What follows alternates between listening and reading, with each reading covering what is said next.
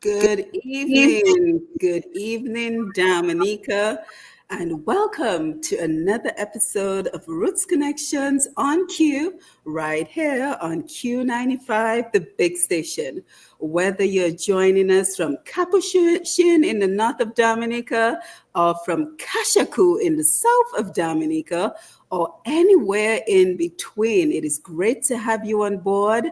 If you're joining us from the Caribbean region or you're joining us from the rest of the world, thank you for having it locked to Q95. As always, you know we're here with Q95 morning, noon, and night. So thank you for being loyal listeners to Q95, and thank you for joining us for this program. As you already know, here on Roots Connections, we continue to explore the ever perennial question of how do we advance Dominicans? How do we as Dominicans, friends of Dominicans, whether we live in Dominica or the rest of the world, how do we advance Dominica, and what is the role each one of us can play as we continue to work to advance Dominica? We stand in solidarity with those who are on the front line fighting all the battles that we face in Dominica. But just as important, we also stand in solidarity for those who recognize that in order to effect the change that we are seeking in Dominica, we have to ensure that there's financial independence for Dominicans so that we are all able to make other important decisions, such as electing the government of our choice. So again, whether you're joining us from Dominica, the Caribbean region, or the rest of the world, welcome to Roots Connections. This is episode number 56 for today, October 11th, 2023, and I am your host, Simone Matthew. We have another packed program for you as always. And this evening we are doing something just a little bit different. We have what I am calling a double header for you this evening, which means we have two programs in one. So in the first portion of the program, in our first hour, we're going to be looking at youth development. How do we advance our young people in Dominica? What are the needs of our young people in Dominica? So we're very happy to be joined by Innovate My World. We have Mrs. Gail Bruni with us. We have Grace Bruni, and we also have Hyatt Packett with us. So they're here to tell us about Innovate My World, which is a program that embraces technology and all different aspects in terms of advancing the youth of Dominica. So we're very happy that they're here with us this evening. And then from about the 9 p.m. hour, we're going to be joined by some of our Dominica associations. So we will be joined by the Dominica Cyclical Alumni Association. We will be joined by the Dominica Houston Association, as well as Dominica Orlando Movement. This being the independence season, we want to continue to support those who are advancing our culture around the world, as well as advancing our people as well. But for now, let us welcome Innovate My World to our Roots Connections program as they unmute their mics and they tell us just a little bit of an introduction, who they are, their profession, as well as the role that they play in Innovate My World. So Grace, you were the first to unmute your mic, so we'll go with you. Hi, everyone. My name is Grace Bruni, and I am the Strategic Director in Innovate My World. And Innovate My World was started in 2018. And we started because at that time in 2018, or actually 2017, we were planning to have a reunion in Dominica. And then Hurricane Maria hit. So we decided at that point, it of course doesn't make sense to have a reunion. What can we do to help Dominica? Dominica was getting a lot of aid at the time.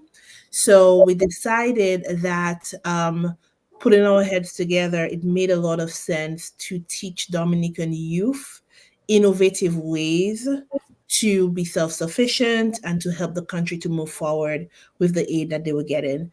Because we have various experiences in various industries, we came up with a summer program, a summer camp that took into consideration all the things that we had learned over the years.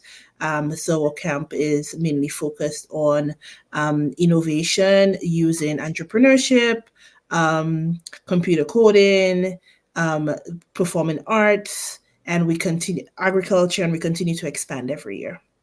Oh, fascinating. I can't wait to hear everything that you've done so far and everything that you have planned with Innovate My World. So, Hayat, let us go over to you and you can So, introduce yourself, please. yeah, so my name is Hayat Paquette.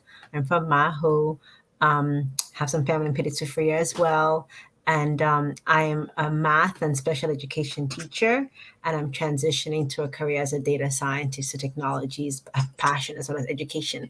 And I am the director of curriculum because that's my area of expertise.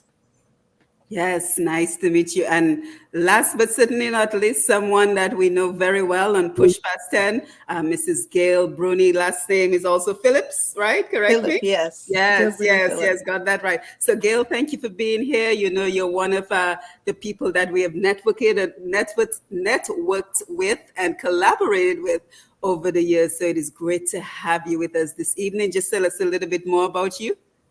So my name is Gilbert and Philip. I'm from Kulibistri. I'm sister to Grace Bruni, who's on the show. Um, I attended Convent High School, and I'm part of this organization. I in my 9 to 5, I work as a logistics analyst, but for Innovate My World, I'm the director of community outreach. Hmm.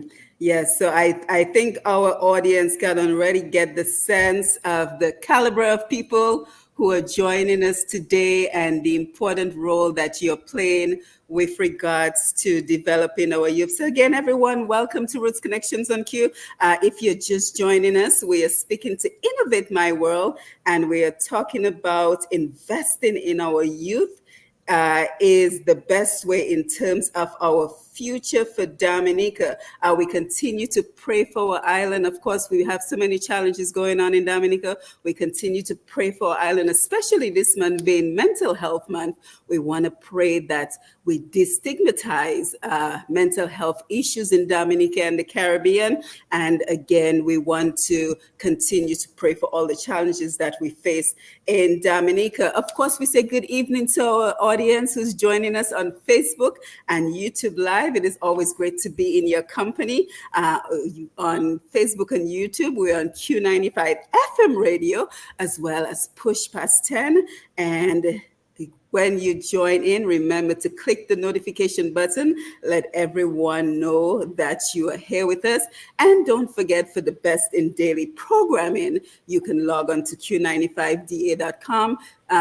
Showin and Shan and Lambi, thank you as always for being in the background. Mr. G and the Q95 family, thank you as always for giving us the opportunity. So as we continue with the conversation, you know, we have to look at development, youth development in Dominica. So what you're doing is part of a broader perspective with regards to youth development in Dominica. So, Grace, you began by telling us when the program began, but let us just talk about the initial process you went through with regards to developing this program. And anyone can feel free to jump in.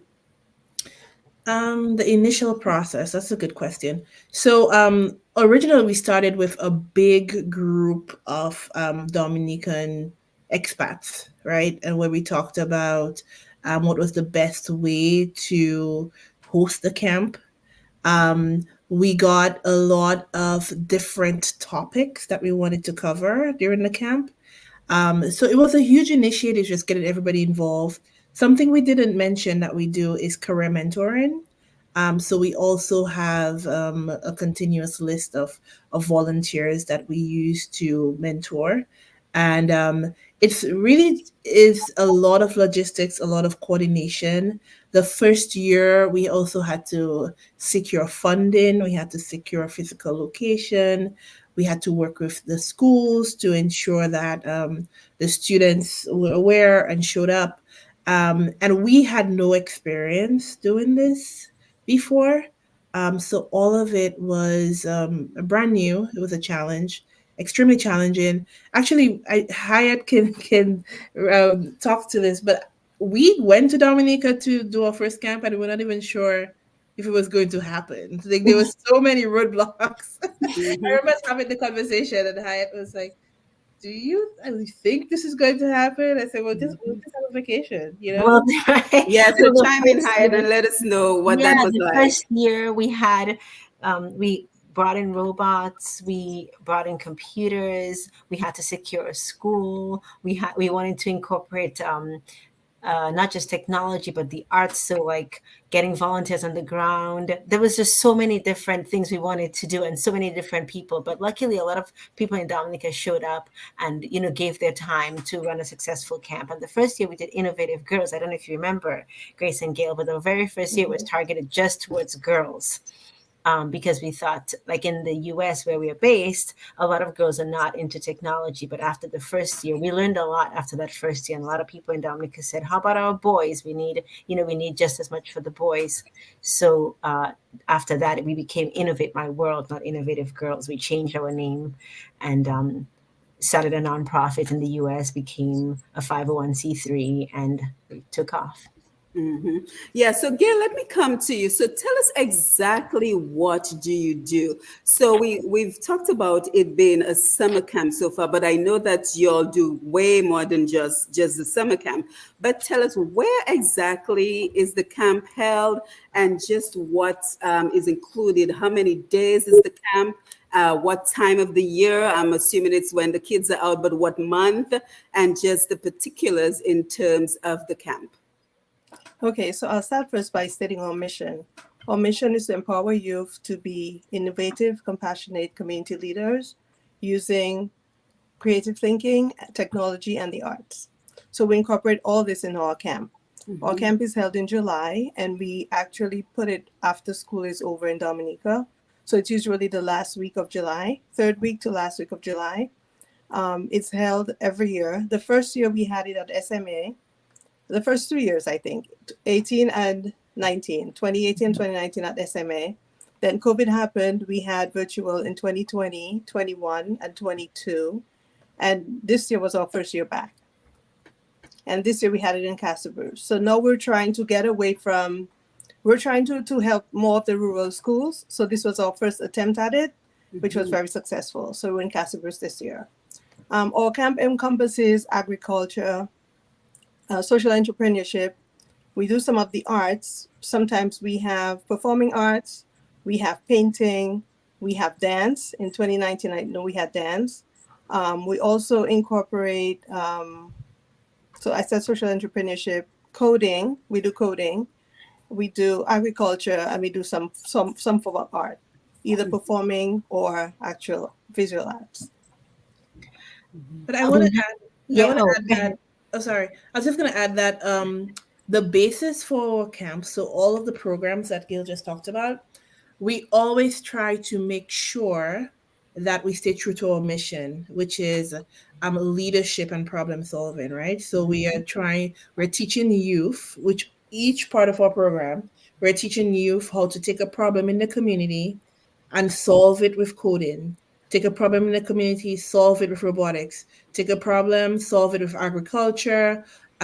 Painting, of course, is a release from a mental perspective.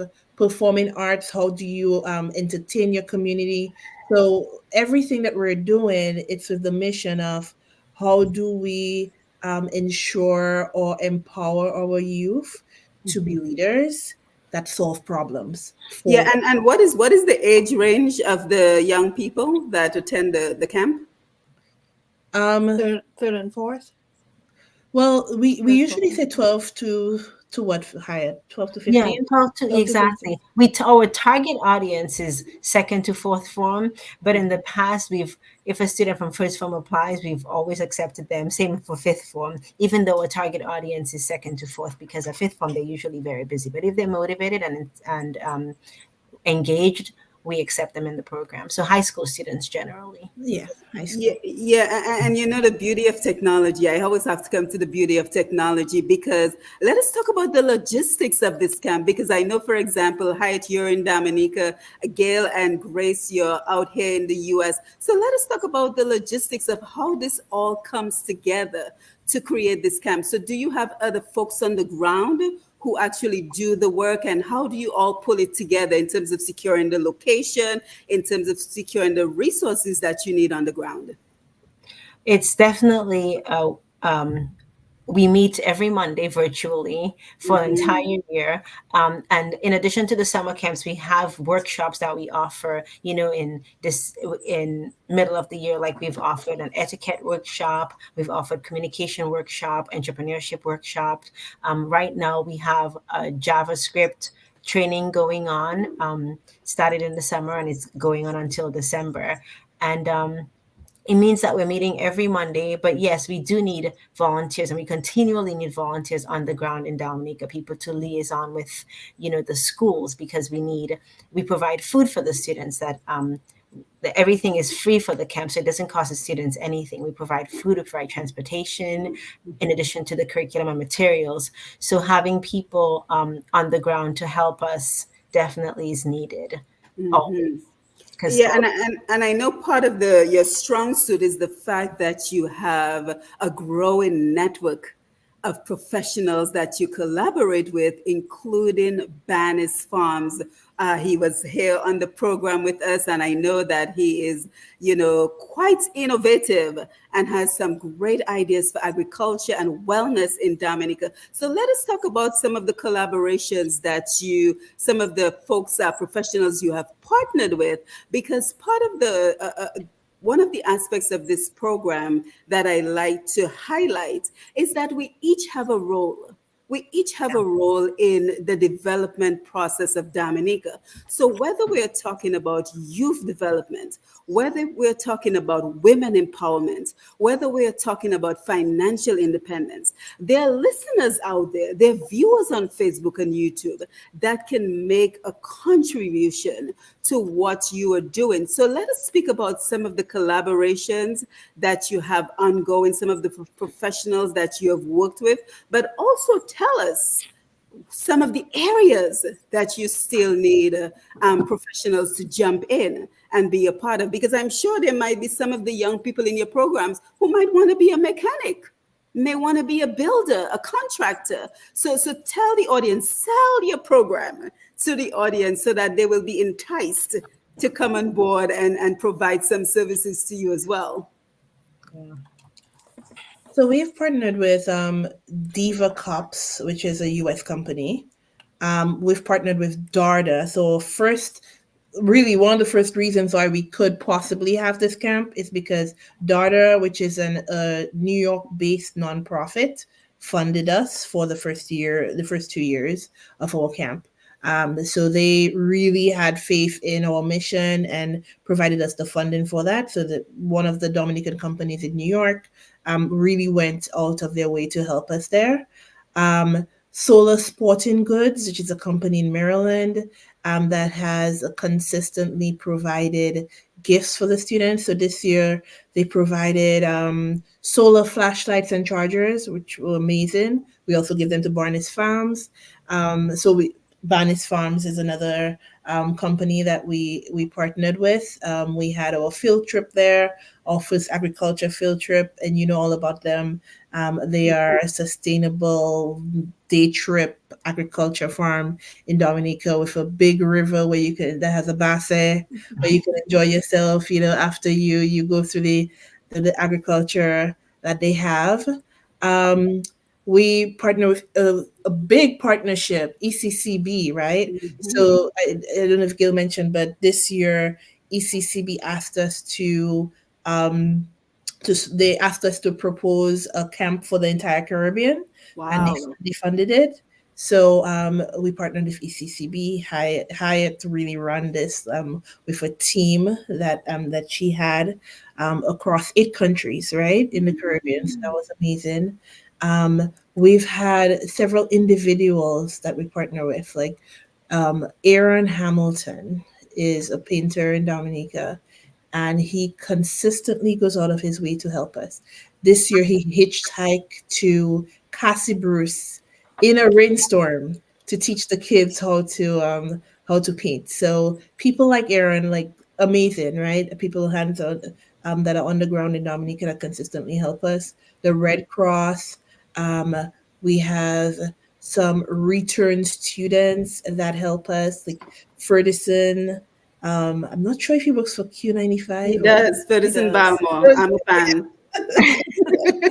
so Ferguson. Was a student, came back to teach He came back to twice. teach. So Ferguson was our student on our first year, second year maybe. First year. Um, and he came back to teach, and he's been teaching for 2 years with us.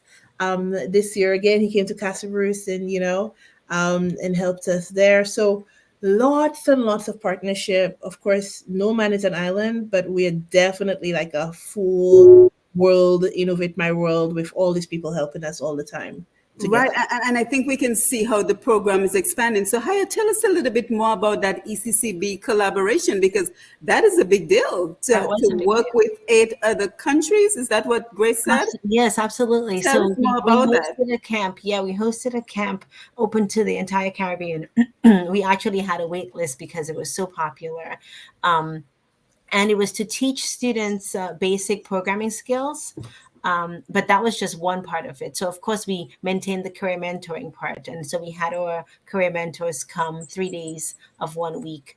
The entire camp that Grace described just over the course of a month. And then this continued from December. It's continuing right now. But yeah, it was super exciting because it was our first time actually targeting and reaching out to the entire Caribbean. So that was really cool. Mhm. And seeing the youth being so engaged and excited about learning, computer skills. Yeah, that was exciting.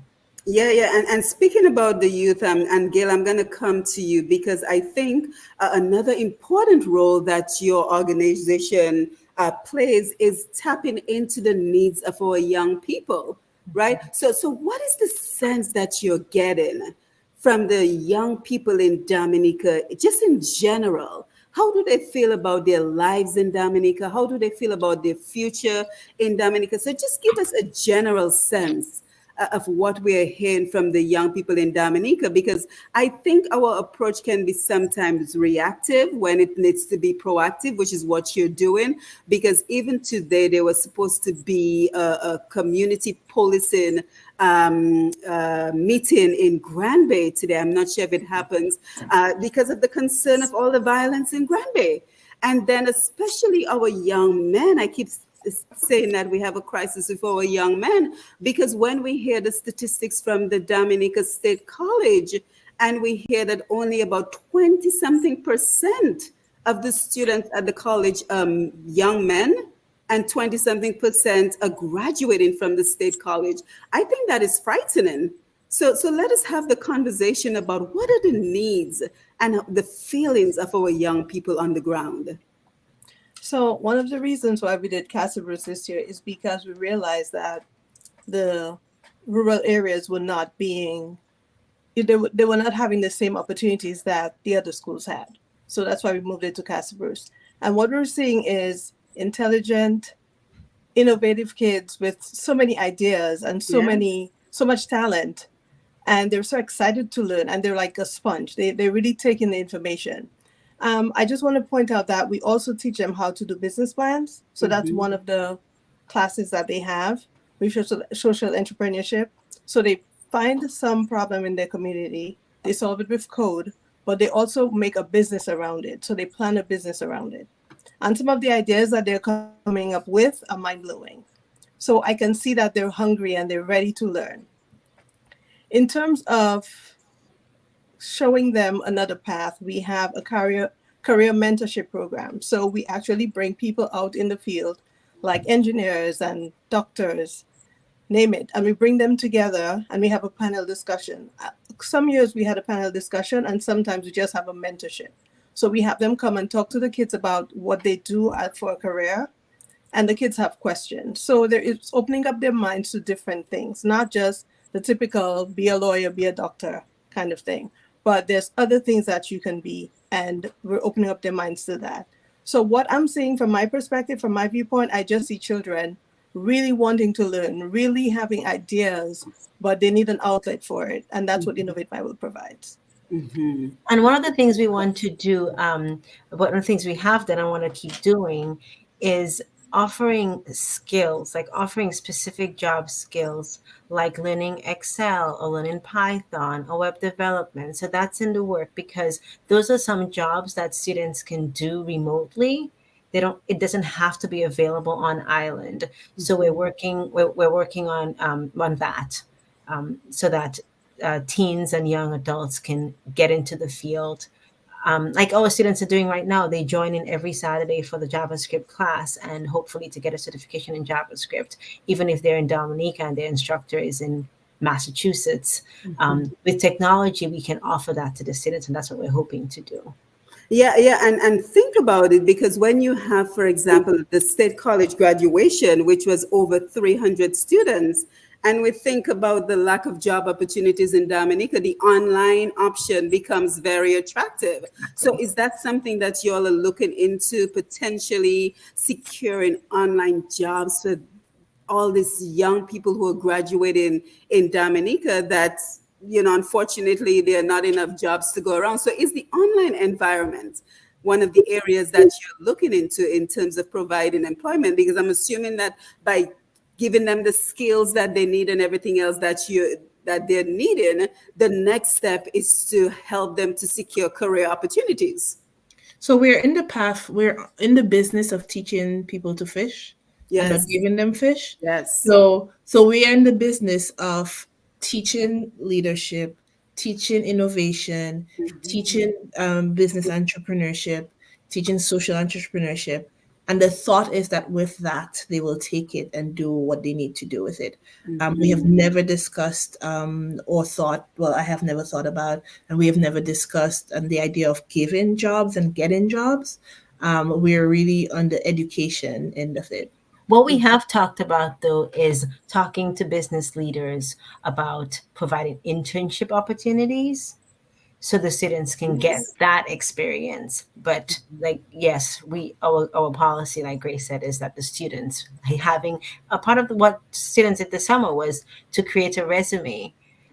Even if they're in high school, it doesn't hurt to have a resume, and every experience that you have from now moving forward gets added to that resume. So, like Grace said, giving them the skills so that they can apply for the jobs. Right, and I'm absolutely a fan of teaching them to fish, Grace, because I think one of the problems that we have in Dominica is a society where we see a lot of people waiting and waiting for this person to give me this and that person to give me that. So we have to teach our young people the power of earning it yourself, right? So as we continue along here, and again, if you're just joining us, we're speaking to Innovate My World, and they're telling us all about their youth summer camp and beyond the summer camp, the workshops that they're doing, the networks that they're building, the career mentorship opportunities that they're providing for the young people of Dominica. Now, guys, let's talk about some of the challenges that you have faced or you're currently facing, and how we as a community of Dominicans and friends of Dominica can support you and help you with any challenges that you may be facing right now. Yes, so one of our biggest challenges is funding the camp. Yes. We talked about how everything is free, food, transportation, everything is free. And so donating, if you go to our website, innovatemyworld.org, there's a donate button. So that's one way you can help us. It costs about $50 per child to host the in-person summer camp. Another challenge we have is having students register for the camp early so that we can plan. So we set it out, around April or May, and it's nice if students don't wait until July to let us know that they're coming so that we can plan for them. So if you're a parent of a first former through fifth former who's interested in the camp, start looking out on our website or Instagram or Facebook for this camp so you can sign up, early so we can better plan for you. One of the difficulties we face when we do our camps online is electricity, like inconsistent electricity or inconsistent Wi-Fi. And for that reason, we sometimes pay part of the cost is we sometimes pay for Wi-Fi for the students so that they're able to do the coding because they have to be able to go online. So this is one of the challenges that we faced. Mhm. Doesn't stop us, but yeah, it's definitely a challenge. Mhm. Yeah. So Any other? Mhm. I definitely agree with all of these. And I want to reiterate, go to innovatemyworld.org, click the donate Yes. button, and sponsor a child, 50 US dollars, right? Mhm. And you can sponsor half a child, right? 25, whatever you have. But that's our greatest need there. And Yeah, and again, innovatemyworld.com. org, Org.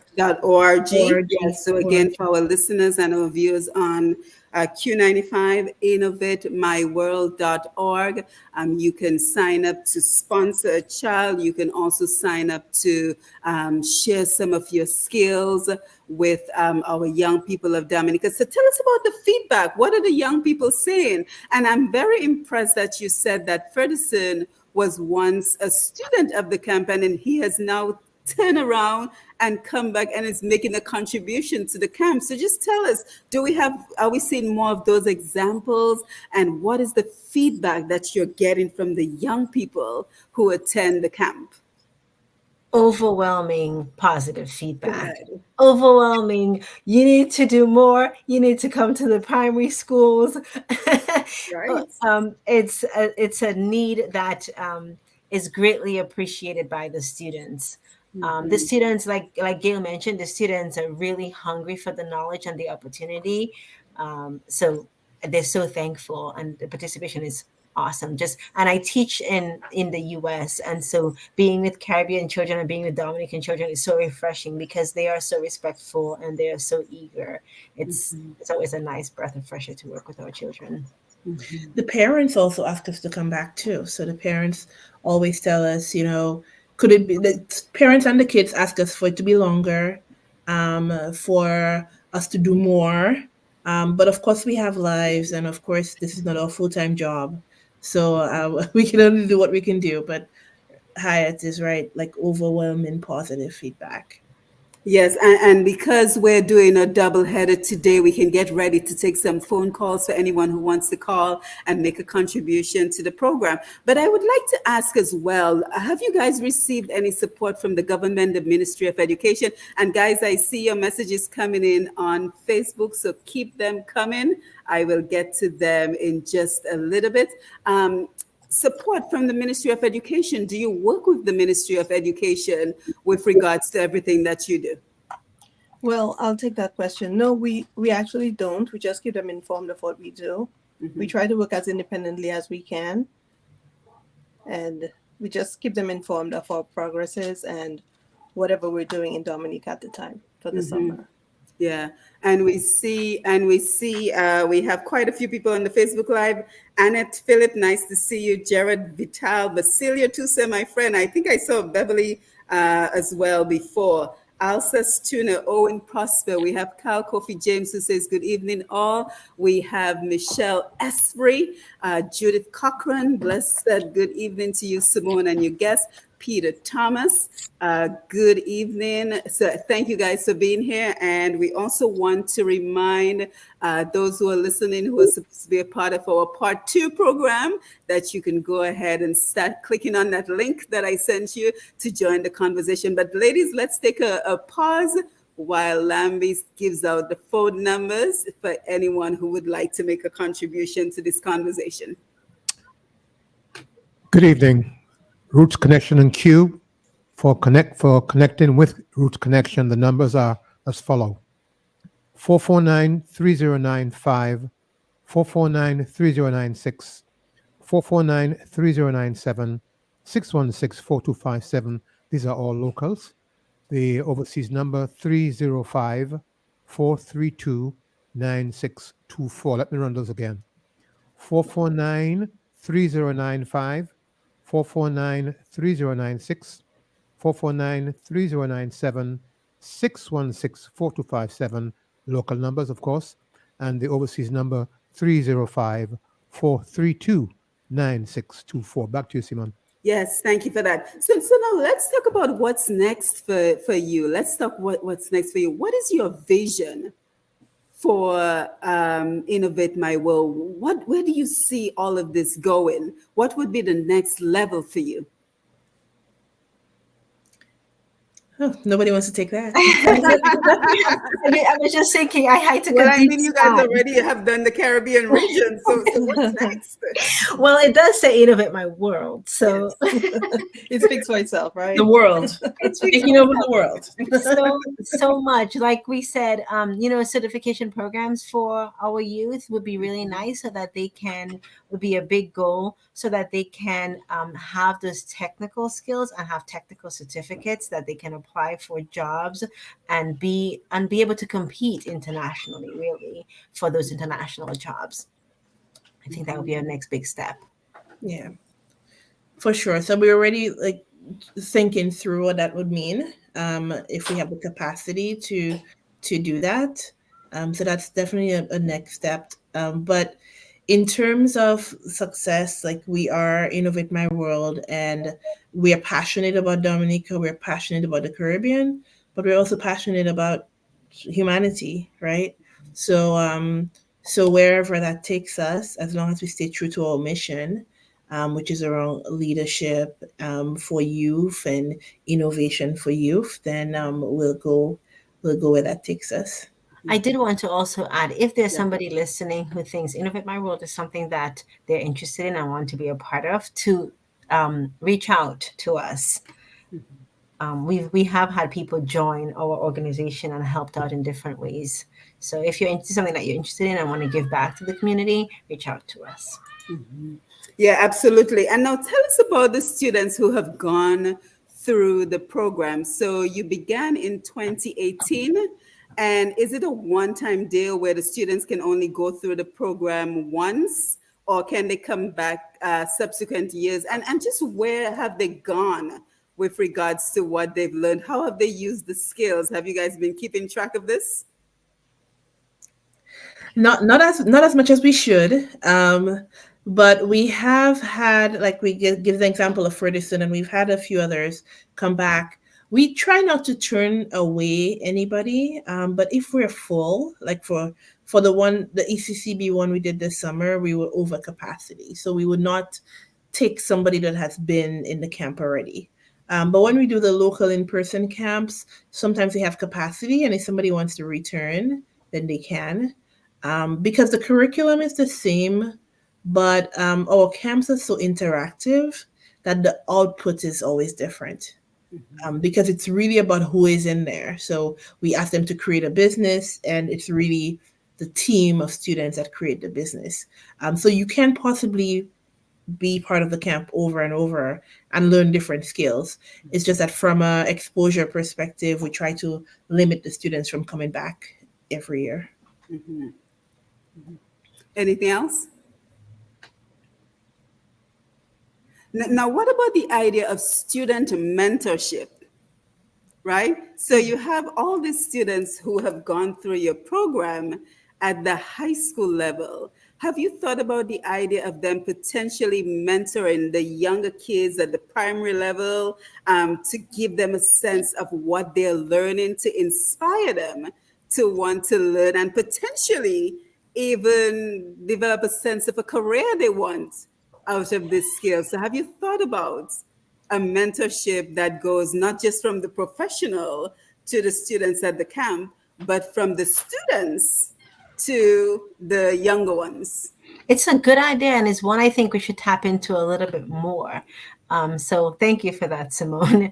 I think we have a lot of good potential mentors in our former students, and we should reach out to them. We have their contact. Reach out to them, and maybe they could be our. We have done a little bit of outreach, but not as much as we should with our former students. But on that note, I mean, it's a great idea. But like I said before, we have limited capacity, like for our board, right? So I think that's a call out now to Mhm. any body who is listening that would like to run a program to Mhm. have student high school mentors mentor youth in Dominica, reach out to us and we'll give you guidance and direction on how to do it. But it can be your baby. It could be the thing that you do for Innovate My World and to give back to Dominica. Because there are tons of good ideas, Mhm. but we just have to prioritize what's within our capacity to do. But the more volunteers we have and the more people that we have willing to take ownership and run something from end to end with an output that matters, then we can move mountains. Mhm. Yeah, yeah, because the other thing I was thinking as well is that I'm sure that you must see changes in the students from when they first come in to when they leave the camp. Do you see like any changes in their self-confidence? Are they given opportunities to present what they're learning and just how it's impacting them? Because I can see a camp like that really impacting the confidence of the students who are engaged in the program.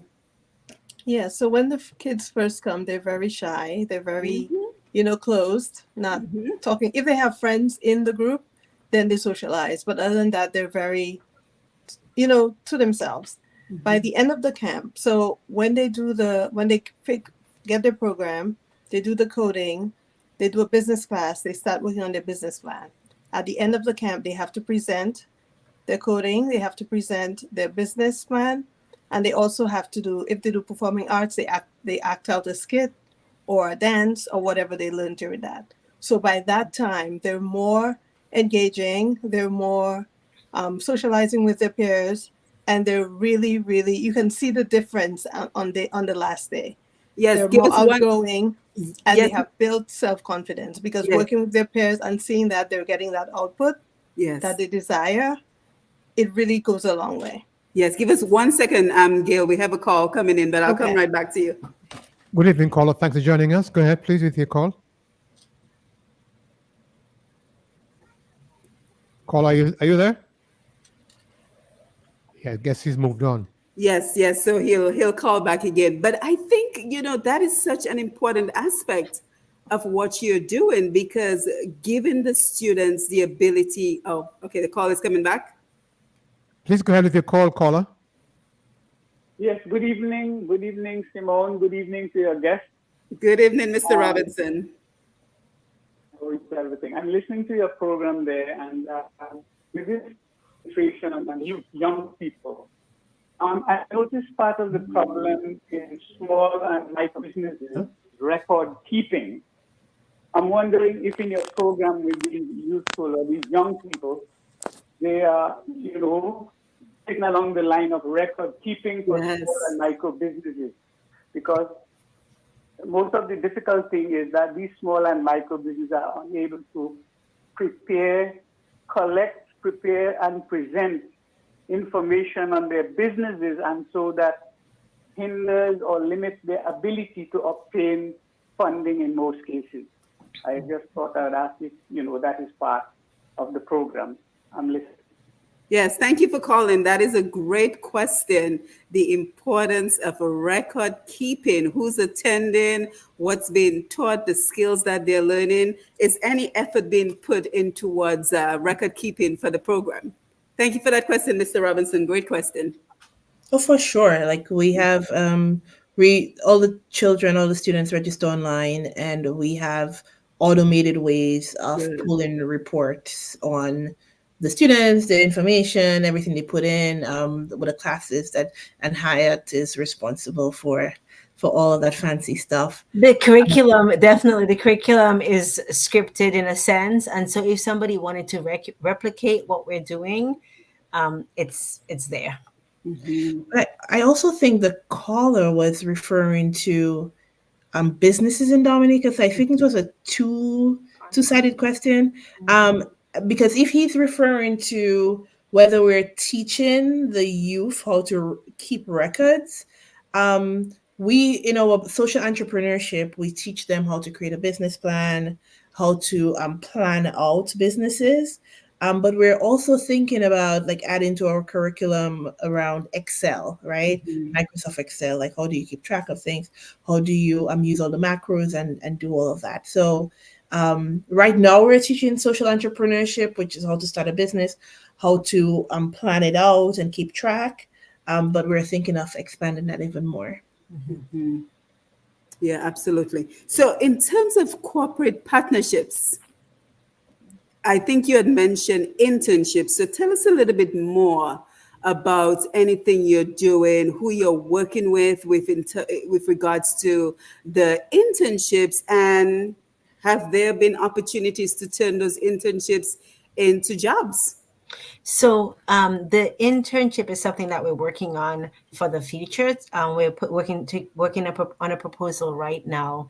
Um, And so, if there are any business leaders listening right now who would like to partner with us, where after a student go through, like Grace mentioned, Microsoft Excel, or maybe learning to program in Python, or any of those skills that we're planning to teach, if there's any of, or website development, if you need, um, if your business is willing to take on a student who has gone through the program, we're looking at maybe possibly a year-long program. So if a student has gone through a year-long program and you're willing to have them intern at your organization, please reach out to us. We have a button on our website, innovatemyworld.org. There's a volunteer button or contact us button. Let us know, hey, I'm interested in having an intern. So that's something that we have in the pipeline. We have not yet implemented that.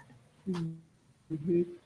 And now, what I want us to do as well is to take a look at some of the partnerships that you have in the works and the areas that they covered. Because one of the people I saw stood out to me was Byron, and I think he is in environmental management. So, is there a particular way you decided who was going to be your partners, or it's just based on whoever volunteered for the different areas? Because I know something else that you cover is educational technology. So, tell us about what the folks who come in, what do they teach the young people? So, for example, educational technology, what is that? Our audience might be thinking, what exactly is educational technology, and how does that relate as a particular skill that the young people need? So I'm not sure what you're referring to for educational technology, but in terms of our volunteers and our partners, we do various things. So some years we have just asked people in our network to come in and be mentors, and we partner with them and they come and they mentor. This year for our Caribbean wide camp, we actually asked the children what they were interested in, right?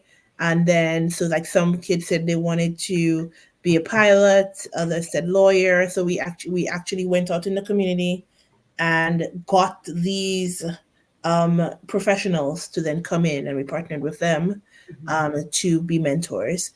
So it depends. We continue to evolve on how we do that, and then we see what works. So I think asking the kids also works. I think us coming up with our own mentors also works. Maybe we'll do a combination of both, but we continue to evolve there too.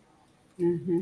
Yeah, someone had mentioned educational technology. I'm trying to remember which one of you, but that's okay as well. I'm just looking in terms of the volunteers on your website. We have Mr. Alexander who teaches computer technology. So, what is the skill level? Is there a particular skill level that you look for in the volunteers before they're able to make a contribution to the program? Are there qualifications that they have to meet? So, Hayat, do you want to take that? So yeah, so far, our we have different volunteers for different purposes. So we have volunteers who come to share their educational experiences or their career path in an effort to guide students. And because when you're in high school and you have a feeling of what you want to do, it's nice to talk to somebody who's been there to hear their path. It may not be yours, but to just have a sense of what's possible. So people come in that way. We have had instructors come on to teach, and these are people who've had years of experience in the field.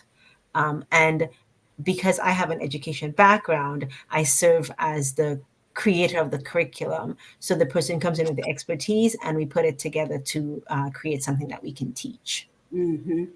So at this point, we only have about 10 minutes left in this segment of the program. I just want to open the floor for anything else you would like to touch on with the program, anything else you would like us to know, maybe another appeal to have folks join you, especially for the yearly workshops, because one of the things that I like that you do is that you're not just a summer camp, right? That you offer yearly workshops. And one of the things I myself am trying to do, because I like to think of everything that we do on Roots Connections as putting this huge puzzle together. So we have so many Dominicans with so many different expertise, right? And they're willing, like you are, to make a contribution to the development of Dominica, the development of our young people. But it's a matter of pulling all those resources together. So that is one of the things that I'm hoping to accomplish with regards to a mentorship program that includes everyone who's ready to make a contribution. I like to call it our passion for Dominica to turn into our action for Dominica. So I just want to open the floor and see if there's anything else you want to tell us about the program as we get ready to wind down this segment of the program. I really like what you said, Simone. Taking passion and turning it into action, and don't feel intimidated. If there's anything you can offer, we will take it and we'll help you help guide it into something substantive to create opportunities for the students. So don't. Everybody has something that they can offer. So contact us. It's on our website. Contact us and let us know what your skill set is, and we'll put it to use. Yeah. Ladies, I The just Bruni sisters, did you guys mention you were sisters? A whole hour, nobody said that you guys were sisters. Gail and Grace, sisters. I just want to put our contact information out there again and make a plea again for donations. You can reach Innovate My World at innovatemyworld.org. You can also follow us on Facebook at Innovate My World Dominica. And you can follow us on Instagram at innovatemyworld_camp. And on our website, we have a donate button. You can donate whatever you want on there. We also have a contact us on a volunteer page that you can go there and volunteer your services, your skills. And you can contact us if you want to be part of Innovate My World. And in addition to all that, we asking for donations, right? Innovatemyworld.org. Donate $50 a child or anything you have. And then, if there are any principals of schools on the line, and you would like us to host the camp, or you'd like us to implement the camp at your school, please contact us via the website. And let us know, because for next year we haven't committed to a school yet, so we would like to see where are the best places to have the camp next year. And when we offer, so we're offering JavaScript right now. We have quite a bit of children from Dominica who are attending every Saturdays online until December. So following us on social media is a great place to know when the next class offerings are going to be. Well, congratulations. Congratulations, ladies. I'm sure it is not an easy task to keep these camps and these workshops going, especially when you're working with folks who do not live in Dominica, but you have found a way to continue your efforts to advance the young people of Dominica and to provide opportunities. And I can see this program growing from strength to strength. And that is what we do here on Roots Connections. We feature the people, the projects, the initiatives that help to advance Dominica in one way or the other. So I am very happy that you were able to join us this evening and tell us all about Innovate My World. I hope that from this program you get a lot of volunteers, you get a lot of donations, and you're able to continue the program, continue the Caribbean option of the program and go from strength to strength. So you have my contact information whenever you want to come back and tell us anything that is going on with you, going on with the program. Please feel free to reach out. Let's see if we have any comments on the Facebook Live. We have Kingdom Citizen, good evening. Owen Prospect, good evening. Patriotic Family, I'm locked in. Teresa Susanna Roll, good evening. Liliana Duran, great, I love it. Sandra Green, sounds very interesting. You ladies have aroused my curiosity. Yes, so we have some interest in the comment section. So we hope that those interests turn into action. So again, ladies, thank you for being here and joining us. Anybody has a final thought they would like to share? Well, Just thank you want to for thank you having for having us. Oh, Yes, sorry. thank you. Thank you for being here, and we will keep in touch. So, Lambi, I guess we can play a little bit of music as we wait for our next set of guests to join us for the second portion of the programs. Ladies, you can go ahead and sign off, and thank you for being here. Have yourself a lovely rest of the evening. Good Thank night. You you. too. Take care. So, guys, thank you for being here. Of course, this was the first part of our double header program this evening on Roots Connections on Q.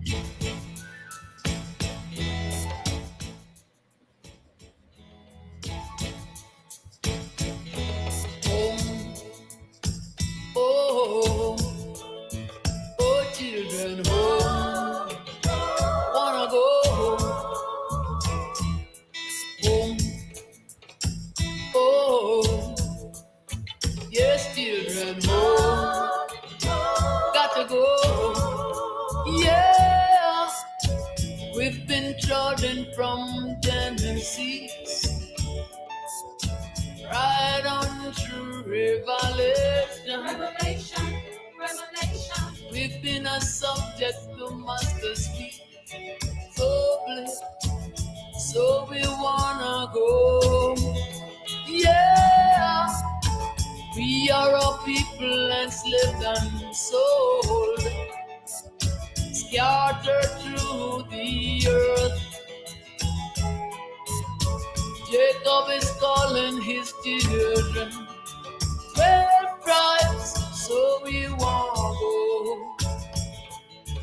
Oh, children, home, oh, to Zion, oh, wanna go. Take me there, home, oh, to Zion, oh, wanna go. Yeah, we've been trodden from Genesis right on through Revelation. We've been a subject to master's feet. So blessed, so we wanna go. Oh, Reuben, Simeon, Levi, Judah, and Zebulun, Isaac, Adam, God, and Asher,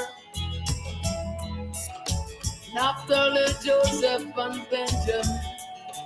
12 tribes, so we want go. Oh, children, home. Oh, to Zion, oh, Lambi, if you wanna can hear me. go. Oh, children, home. Oh, take me home. Oh, I wanna go. Yeah.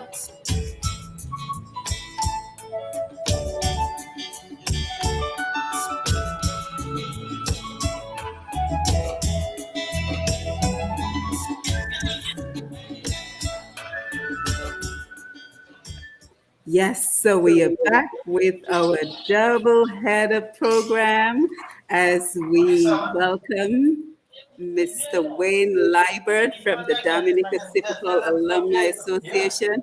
and Miss Audrey George from the Dominica Orlando movement.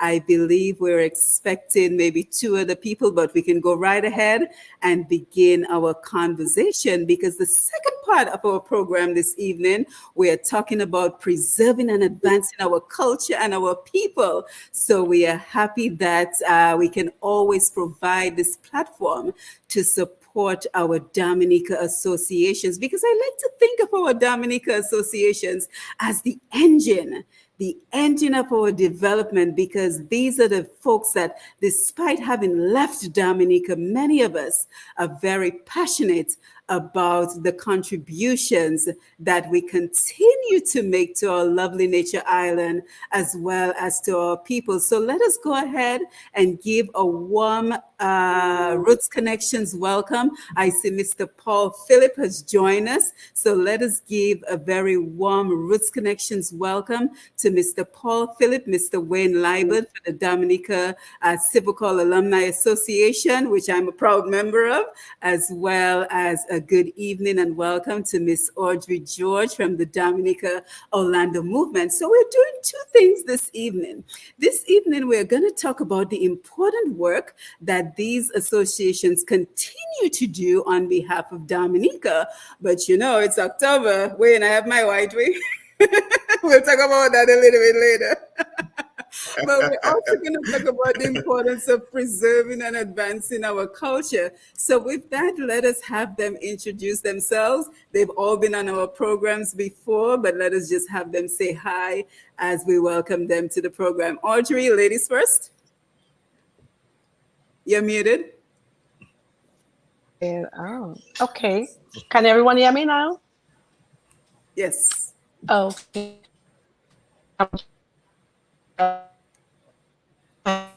Oh, I The think you're Dominica. freezing. Okay. Try again. Okay, I'm trying again. Can you hear me better? Yes. Okay, awesome. All right. Okay, so I'm with the Dominica Orlando movement, president of the Dominica Orlando movement. We have been in operation from since 2015, and we've been going strong. And there are a lot of initiative that we have embarked on, and I'm so happy to be here tonight with everyone, and also to be able to give you a little highlight of what have been going on, what we have been doing for our Dominicans here, and also back home. So it's a delight just to be here this evening to highlight those and also to promote some of our events we have coming up soon. Thank you. Excellent. Excellent. Wayne? Yes, I'm Wayne Liebert. I'm the president of the Dominica Sifokal Alumni Association. We have a great team of not only people on the board, but also a strong membership that's really helping us do a lot of things for Dominica and the Dominica Sifokal and the Dominica State College. We're all alums of the Dominica State College. And Simon, I just want to say I was very impressed with your previous program. And there was quite a stress on technology. I am the CIO, which is the Chief Information Officer for my company, and studied computer science, and I've been a leader in that field for a long time. So I like the fact that this group, Innovate My World, is taking the initiative and really trying to advance that in Dominica and the other Caribbean islands.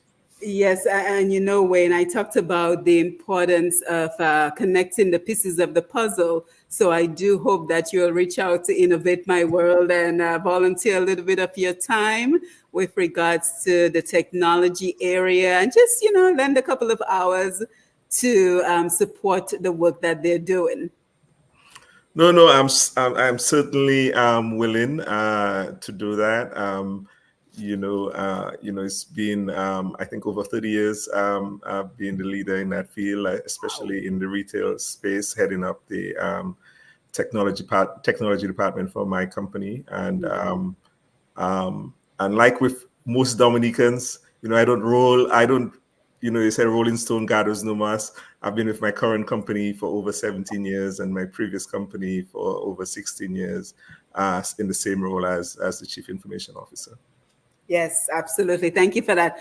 Paul, I'm not sure if you can hear us. I know you're in Dominica. I'm not sure if your internet is working very well, but I'm sure that you will chime in once you're able to. But let's stay with you, Wayne, and just tell us a little bit more about the Dominica Civil Alumni Association, especially with regards to what we have recently accomplished. Yeah, so over 3 years ago, really a group, actually, even prior to me joining, you had a group of Dominicans who went down to Dominica for Carnival. And they had a gathering at one of the members, or one of their friends' home, was also an alumni of Cifocall, and found out that one of our members was having an issue with dialysis and dialysis treatment, had to stop working and had to commute from the Concord area to Roseau 3 or 4 times a week to get dialysis treatment.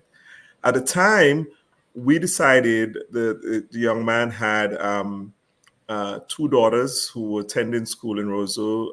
I think they both attending the Dominica State College. And so we decided to assist his needs by helping with transportation and to help as much as possible as we can. We did that for a couple of years, 2, 3 years, and then I think our colleague passed away. Well, in the throes of that, just prior to that, we decided to form formally, and so we registered in Dominica as a nonprofit organization, and decide to do something about that, so people don't have to commute to Roseau to get dialysis treatment and decentralize essentially. In so doing, we did a lot of work. And after approximately 2 years of work on this effort, I'm happy to say in July, we donated 2 dialysis machines to the Dominica China Friendship Hospital, 6 dialysis chairs, and we are going to continue that with the education of Dominicans and people who need dialysis treatment, even those who don't, from a preventative standpoint, and also from a knowledge standpoint in terms of diet and so forth. And so the work continues, but a big portion of the work we really set forth to try to raise 110,000 US dollars to make that donation possible. And we're happy to say that we have done just that.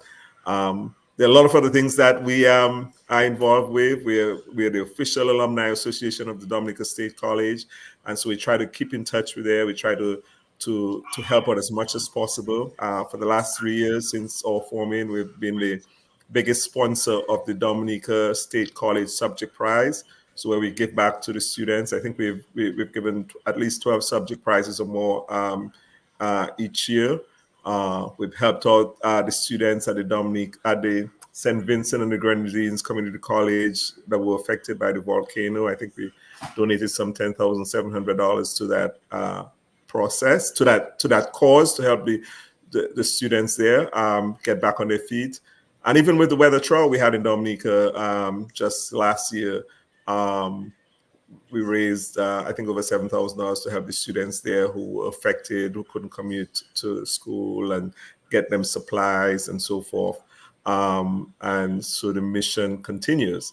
Last year, we decided that we needed to get more known in Dominica, because although we've gone through the process of registering as a nonprofit in Dominica and as a nonprofit in the US with a 501(c), so we had an event called White Sunset in Dominica to raise awareness, to raise money for the Home for the Aged at the Dominica Infirmary. And the culmination of that event, we gave $10,000 to the Home for the Aged, the Dominica Infirmary. And also on the day of volunteering in Dominica after independence, we went and really cleaned up, power washed the facilities, and did a great job in doing a facelift on the facilities of the Home for the Aged, and we're all very, very proud of that. Mm-hmm. Yes, thank you very much, Wayne, for sharing. Audrey, I know that you're having some technical difficulties, but let's see if we can tell us what the Dominica Orlando movement has accomplished recently, because we're also here to celebrate the successes of our organizations and our business. So tell us a little bit about what you have been able to accomplish and the importance of community support, which is why we're here this evening. Okay. Okay. So, as you know, you've been for quite some time. Technical issues. I do hope everyone is hearing me at this time. Just spinning and spinning. Simon, let me know if you could hear me. Yes, let's try again. Go ahead.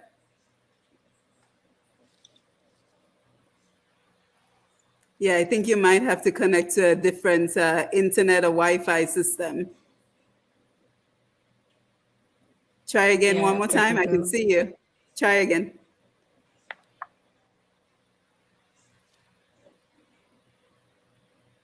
technical issues. Okay, so let us go back to you, Wayne. I think our two other guests are having some technical issues, but we hope that they're able to rectify them before the end of the evening. So let us talk a little bit more about the collaboration with the Dominica State College. What is the role that we play with the Dominica State College as the official alumni of the Dominica State College? Well, we try. We really we formed a number of committees initially.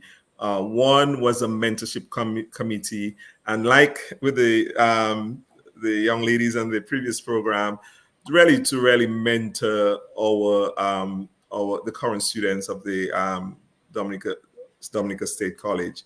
A lot of us have sort of walked the road that they hope to travel in terms of coming to the US or elsewhere to study. And we thought that the sort of good feedback we could give in helping them sort of carve out their journey. Also, a lot of our members have careers similar to what the now alums and the current students aspire to, and we thought we could provide some insight into those journeys. Um, I think we were sort of a novice. I was a novice coming up here and trying to go through the school system up here, university. But just being up here and now having two kids who have actually put through college, I've learned a lot more about the system and how to navigate that system. And we all think that we can help tremendously in that regard. And we basically want to help Dominica and Dominicans and students. And so many I think we had initial four initial projects. The main project was the dialysis project, which we did, but we had a road signage project, which was one of the projects to sort of have people find their way around Dominica. We also had we had a project where we wanted to try to sort of raise, when a lot of times when people having discussions, you go off on all sorts of tangents, and we thought we would have a project where we sort of raise the discourse, sort of void of politics. So we say void of politics and religion, and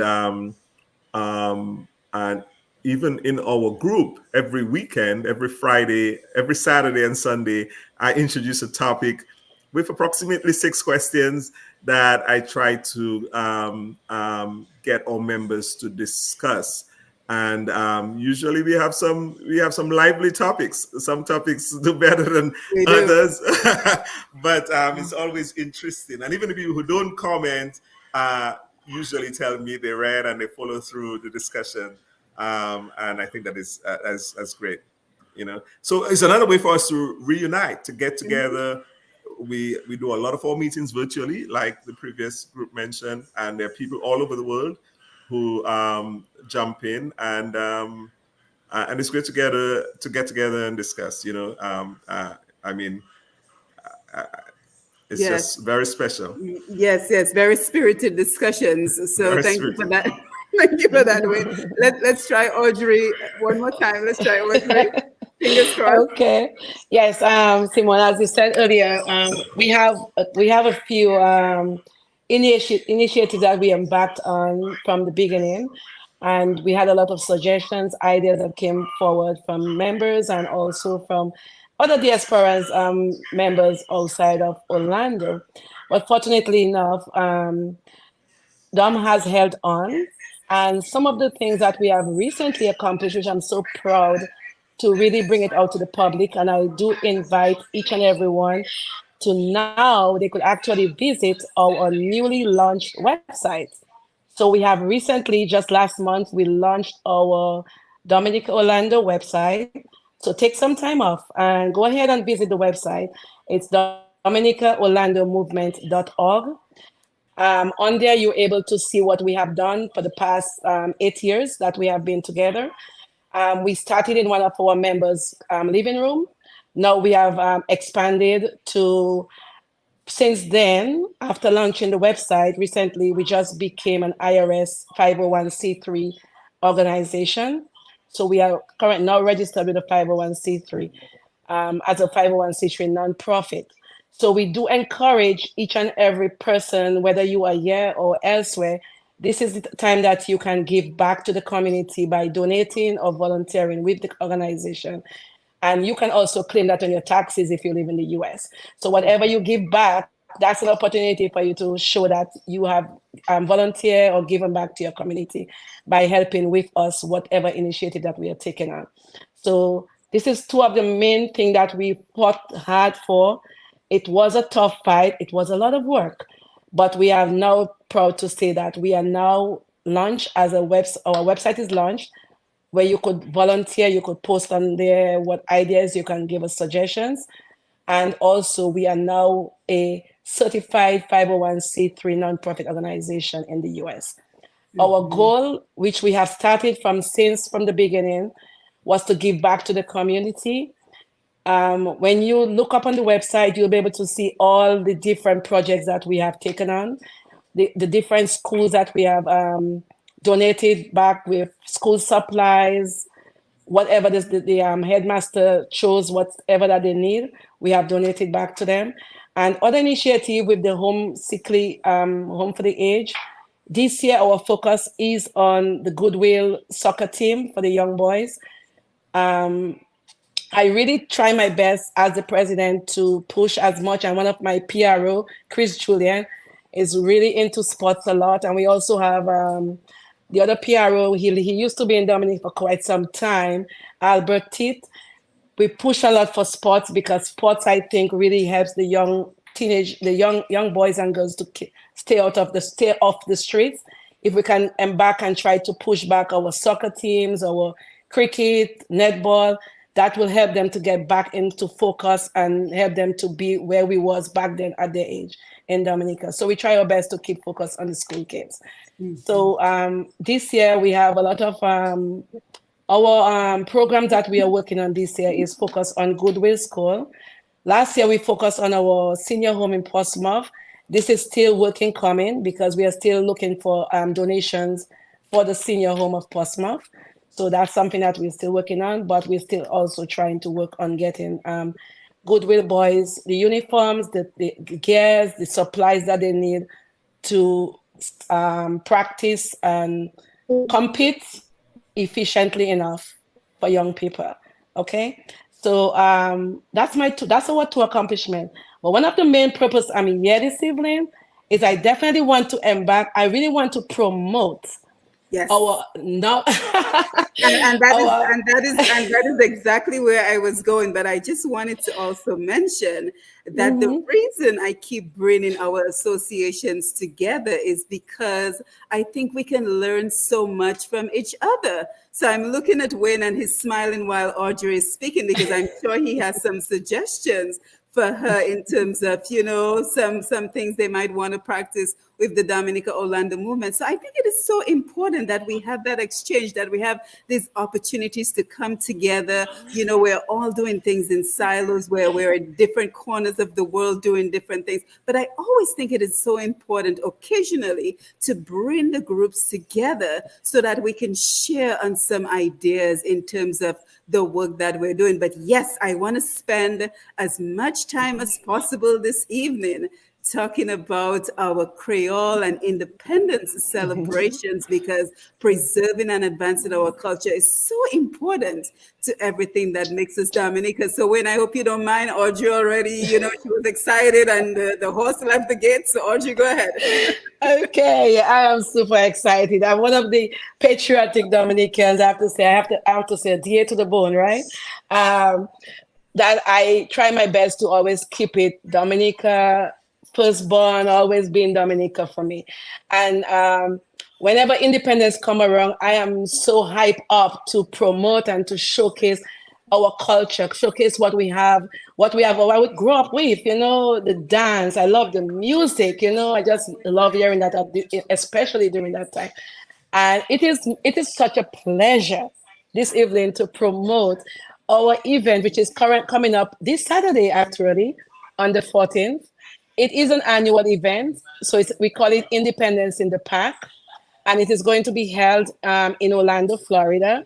So this is our 8th year with this event, and we did go through COVID, still having the event, which it was a wow. So most people didn't want to come out, but they just grabbed their food and go. But they did come and support, well, nevertheless. So the Independence in the Park, this is what we have to offer. We do have live band music by our very own Dominican Damage Band, which is owner Dexter is the owner of the band, and he has supported us from the beginning. So we will have live music from our very own band.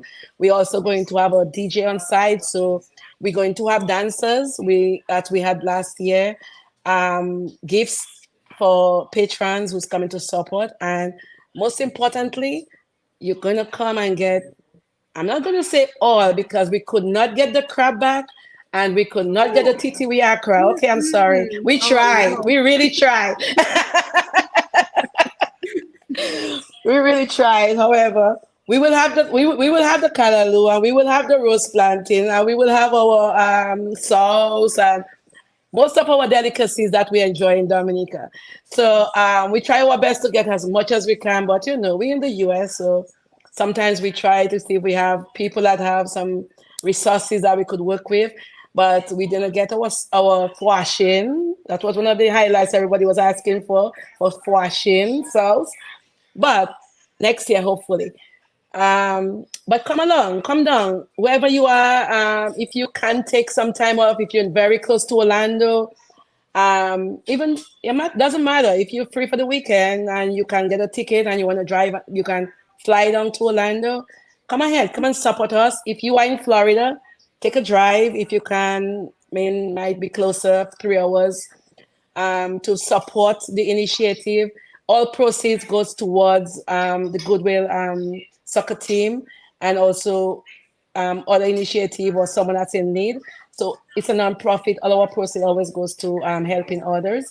But the most important thing, what really brings it out, is just to see the togetherness, just to see how Dominicans unite, and just to see how we can grow on the Caribbean stage. Because most times back in the days, you know, when I attended several Caribbean events, I got invited to events, and where I work, sometimes we have events that they say, okay, come ahead and with your outfit or your island, and I will come with my warp duet at work, and they'll be like, what country are you from? Like, it was so nobody know where I'm from, you know. So now I feel so proud enough that Dominica is on the stage, and I think if we can get together as a people together, we can showcase Dominica. It was such a pleasure to be in Miami over the weekend and to see how much Dominica flags was flying all over, and how people are dancing to our music and enjoying what we have to offer.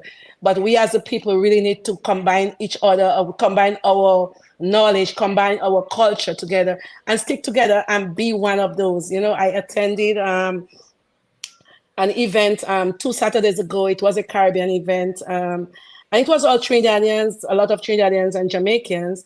However, one of the Caribbean Association officers saw me, and she introduced me to the Grenadian Association and someone from Palm Bay Association from the Caribbean. And I actually did some networking and hooked up with about 5 different people from 5 different places. But they mentioned Dominica on the stage because I was there. They mentioned Dominica because they were saying that's the first time that they had a Dominica representative at the event. And they look forward to get in touch with more Dominicans artists or have someone from Dominica in the next Caribbean event that they have. So that was a plus to know that at least we are meeting the stage and we are exposing our country to the world. And that's what makes it important. Is just the Dominica Orlando movement. Our goal is to put our name, not just as a name in Orlando, but to put our name on the world stage. And we are doing that. And that I'm proud of. And that's the reason why I encourage everyone to come out and support as much as they can.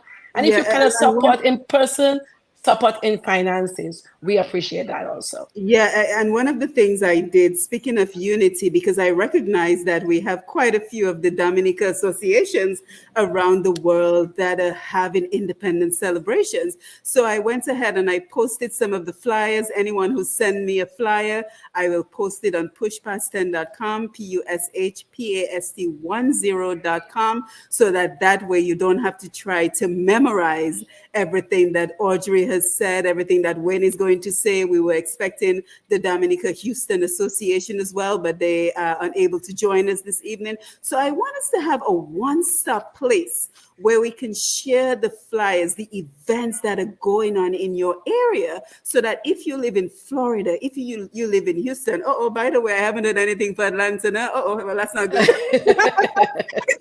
it just crossed my mind. I'm talking about sharing flyers, but I haven't. Alvin Thomas, where are you?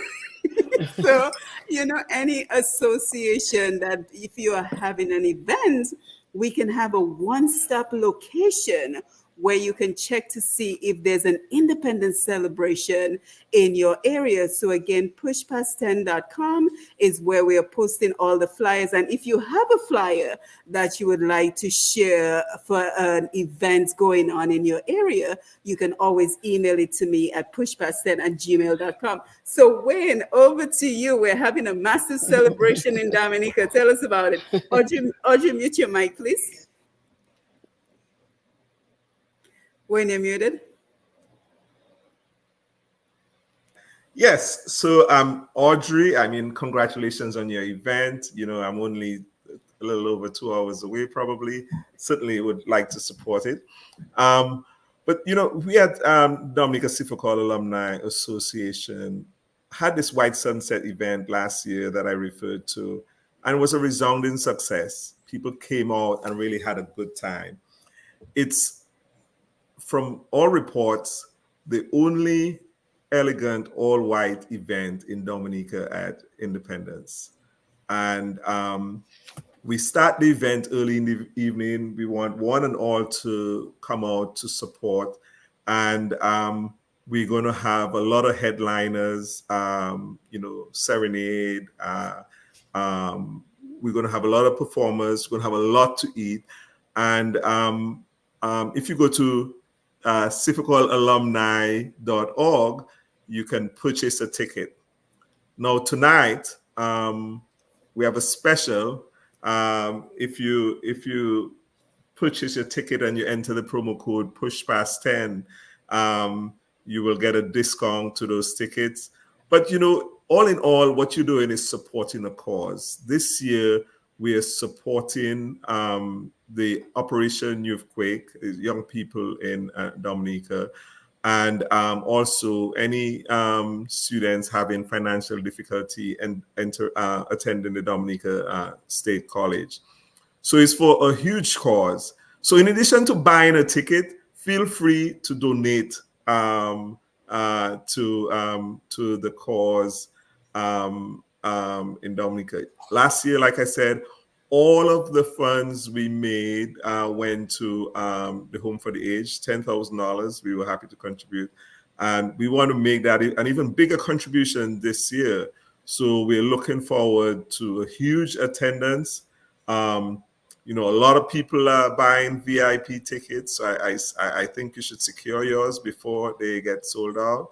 And you have a great opportunity tonight. For tonight, until midnight, you can buy your tickets there at a huge discount. That's going to save you some money. But you know what I would do? I would just go up and donate that money that you're saving to the organization so we can continue to do good work with the Dominica State College and in Dominica. Now tell us that, because I think when I mentioned Operation Youthquake to a few people, they were kind of surprised that Operation Youthquake was even still in existence. So tell us a little bit more about the organization that our donations will benefit this year. So the money that we are donating is really going to help the youth in Dominica. And one of our members really brought that to our attention. And one of the things we are doing is we've been really seeking out organizations to support and to figure out what's the best way, what's the most worthy organization, what's the best way, because there are many organizations that really need our help.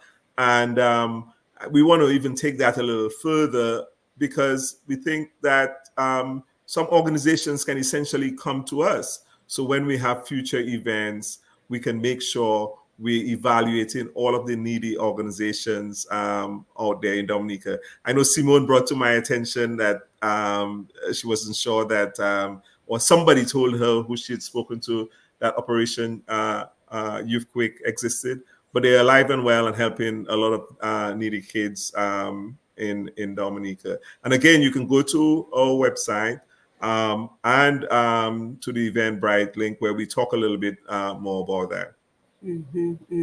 Yeah, excellent. And of course, our entertainment lineup, who are the entertainers for the night?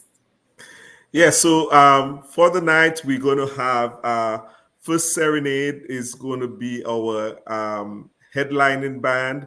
And, one of the things we are doing, we're going to have, and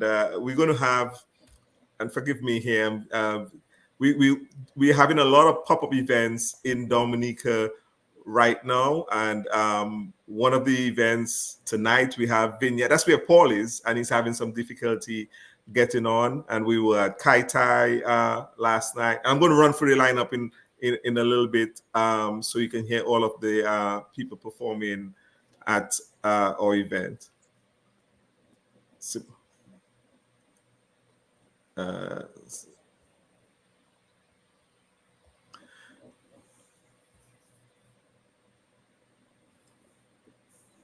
are we waiting for the lineup? Signal band. Yeah, go ahead. Yeah, Signal band. Yeah, Signal band for Serenade. Yeah, Marie Pascal. And so a huge lineup, and I'm drawing a block on the lineup as Simone have picked up on here. But we have a huge lineup for our event on Wednesday, which is 2 weeks from today, by the way.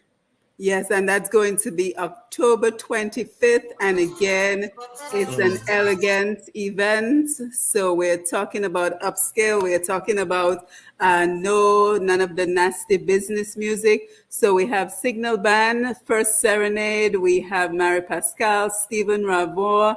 We have Selector Urban. We have Big Ben. So we have some really powerhouse musicians who will keep us swinging all night long at Kai Mamamwe in Castle Comfort on the 25th of October, beginning from 6 p.m. to 2 a.m. because it is a sunset event. So we're calling it white with a hint of Creole when I'm practicing wearing my white, But my hint of Creole will be a surprise because I plan on being at the event.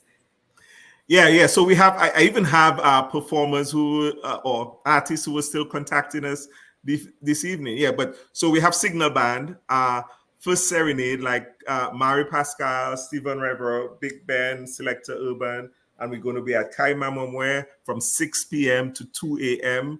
on October 25th. So you want to come out and support. The other thing that I want to mention is our sponsors. Yes. So we've had a lot of sponsors this year come out and support the event. I think that's part and parcel because of the success of the event last year. Oyo Construction, which was a platinum sponsor last year, and again, Oyo is supporting the event this year. The American Canadian School of Medicine, Digicel, Easy Barrel, Keeping It Real, Bonfire Battery, Tropical Trading, BB Rum, Belfast, Kubuli, Click, Fort Young, Jungle Bay, Emo News, O'Shea, are all sponsors for our event this year, and we want you to support all of these, all the people who are help making the event possible. At the event, we also have a raffle where you could win a weekend stay at Fort Young. There are actually two sets of raffles that we're going to be having, and where you can win one of four prizes on each of the events.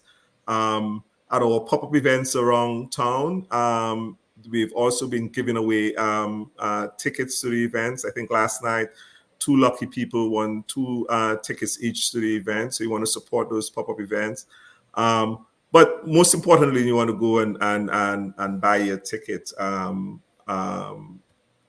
civicalalumni.org or directly to the Eventbrite link, which is White Sunset .eventbrite, White Sunset 2023.eventbrite.com. Yes, and we also want to mention where we can purchase tickets in Dominica, but let me go first to Audrey. So let's make sure we have that information available as well, Wayne. But let me go first of all to Audrey. So we can just keep talking about, the successes and the challenges and the need to support what you're doing, because 8 years, that is quite an accomplishment, but I know it does not come without some challenges. So we always want to highlight the challenges that you still face and how we as a community can continue to support you. And then we want to come over, Lambi. We will take some calls maybe in about 5 minutes or so. Go ahead, Audrey. Okay, well, I mean, one of our main challenge that we had, and that's from the beginning up to this moment, is we do need more volunteers. And I think, I've spearheaded organization previously when I lived in Dominica, like with Youth Division. We never really encountered that challenge because you're doing it on a village level. So most Can times. you mute your mic? If you can hear me, when can you mute your mic, please? You will have the villagers helping to help with certain things that when you have projects to do. However, being in the US, it is a challenge to get the volunteers on the ground. Up to yesterday, I was speaking to the vice president and the treasurer was also putting in the group chat. We do not have manpower. Now, we do have a lot of supporters and we do have a lot of Dominicans that's located in Orlando and environs. However, we face the challenge of the mindset, I think, is that the officers are the one that manage everything, but that's not the case. We plan it, but we do need people to volunteer. And I know Dominicans have some really good cooks, and so we need people to say, okay, I'm going to take care of cooking that. I'm going to do the sound coach. I'm going to do, to take care of that part of it. So we end up with that challenge of not having enough volunteers. We have just recently added our volunteer document online on our websites where people could go on and sign up. And we did have quite a few volunteers for this event that's going to be serving. And I do applaud and I do want to thank each and everyone that came out and sign up for volunteering. And I'm begging for more. So that's really our main challenge, is just getting the manpower so we do not have so much stress, I'll say, or overwhelming stress over on some of the officers that's trying to take on more than 2-3 projects at a time. So otherwise from that, we survive on everything else, but our challenge is getting more volunteers to come on. And I do think with us putting it out there, I expect to get more volunteers to help now and in the future, because they can hear about it and know that you're not only doing it just because, oh, it's going to take out time of your day. I mean, it does take out time from me and from the other officers that's on the ground, but I do think it's going to give back to the community by just giving us maybe 2-3 hours of your time. That will help. Yeah, and with my experience doing these programs, I think that is the number one reason why many of our associations and organizations, they don't continue year after year, because it always feels like the majority of the weight falls on the shoulders of just a couple of people. And after a while, burnout sets in, and then, before you know it, the organization falls apart.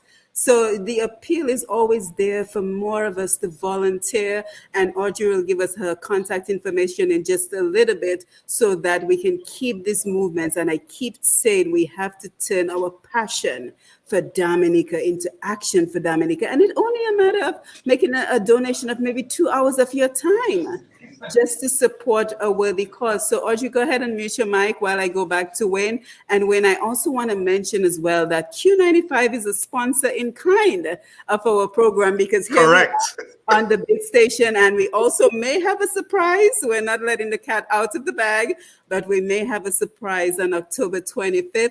For those who live in the diaspora, nope, not for those who live in Dominica. If you live in Dominica, you should be at the event, but for those who live in the diaspora. So we want to thank Mr. G and the Q95 family for always supporting events such as this and providing us with this platform so we can have our associations come by and tell us about the important work. But Wayne, if we want to purchase tickets in Dominica, and any other thoughts you want to share? I want to first thank Q95 for having me on and being a sponsor for the event, and to all our sponsors who have so generously sponsored this event. If you want to buy a ticket in Dominica for the White Sunset event, the most elegant all-white event in Dominica for independence, you can purchase those tickets at Bepex or Bullseye. For $75, you have general admission, 75 EC dollars, general admission. You get a drink on entry. For 100 and what is it? Yeah, for 250 EC, right? 100 US basically. You can get a VIP entrance where you get all drinks and eats free for the night. We provide you cocktails and dinner and hors d'oeuvres. I think it's the best deal going, really, for any event for independence. So VIP event, very popular choice by our patrons. And then we have a third option where you can have a table, a reserved table for if you want to sit down. I don't know why you want to sit down, but if you want to sit down, you can have a table of 4 or a table of 6. And that comes at 150 US per seat, which works out to be about, I think, 375 EC dollars. Really a steal, especially for our diasporas coming back to Dominica. A friend of mine was talking to somebody who was coming to the event, and they were asking about general admission. And they said, well, if you're going to come to Dominica from the US and you're going to buy a general admission ticket, don't even bother come to Dominica. so I think if you're coming back, you need to at least buy a VIP ticket, and you want to get those before they're sold out. But yeah, there are plenty of food. Last year, people said they got too much food. We want you there. You want to come and support. And you're not only supporting the organization, you're supporting the work that we do in Dominica, particularly with this event for Operation Youthquake and the financially disadvantaged kids attending the Dominica State College. So yeah, and I also want to chime in, Wayne, because I think this is a very unique experience that we're offering, because you hear all these other promos and ads and all the events, you hear the performers and you hear the what's going to be taking place at the events, and you think about it as a younger crowd. And nothing wrong with that. Let the young people have their C1, their nasty business, and whatever else they're into.